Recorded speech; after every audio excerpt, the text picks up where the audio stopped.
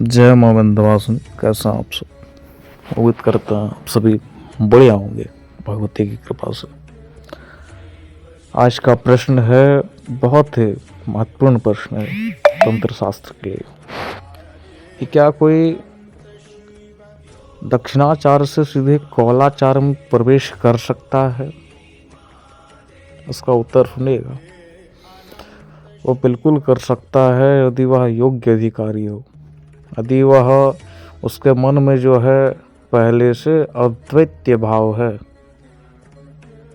तो वह बिल्कुल कर सकता है। दक्षिणाचार मार्ग है साधक और इष्ट के प्रति सारे अवरुद्धों के शमन हेतु। दक्षिणाचार्य में हमारा माया क्षोभ हो जाता है, संयम जग जाता है और साधक को आंतरिक रूप से ऐसा ज्ञात होता है कि हमारा और इष्ट के बीच जो है कोई नहीं है, कोई अपना है तो केवल जो है इष्ट है। इस संसार में केवल हम दो हैं, मैं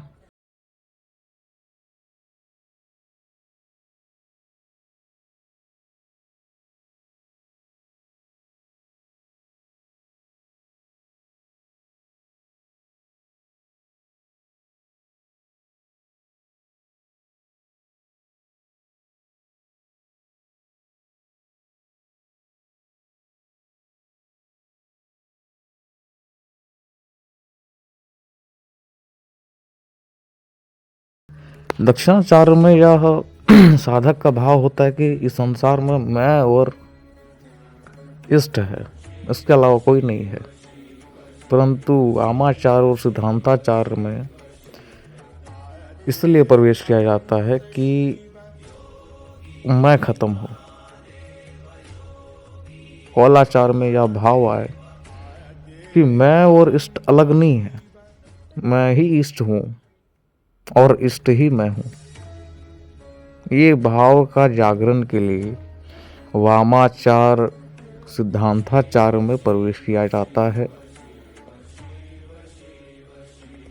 ये तंत्र शास्त्र है ना, वो द्वैत भाव के समन हेतु बनाया गया है, क्या द्वैत भाव खत्म हो। ये जितना आचार है ये बस उसी के लिए है कि हमारा द्वैत भाव खत्म हो। द्वैत का अर्थ है दो, मैं और इष्ट, हम एक और इष्ट एक, कुल मिला के दो। लेकिन अद्वैत क्या है? अद्वैत का अर्थ है कि दो नहीं एक, अद्वैत। द्वैत का बिल्कुल विपरीत, हाँ द्वैत, कि मैं ही इष्ट हूं और जो इष्ट है वो मैं हूं। तो यहाँ अद्वैत भाव आता है और इष्ट को केवल अपनी ही चेतना माना जाता है, अपनी ही चेतना माना जाता है। कौलाचार में समग्र सृष्टि को अपनी चेतना माना जाता है, किसी को दूसरा नहीं समझा जाता, किसी को भी नहीं। समग्र सृष्टि को, चाहे वह मनुष्य हो, पशु हो, पक्षी हो, मृग हो, पेड़ हो, पौधे हो, कुछ भी हो, वायु हो, जल हो, इन सभी चीजों को वह मानता है कि मैं ही हूं।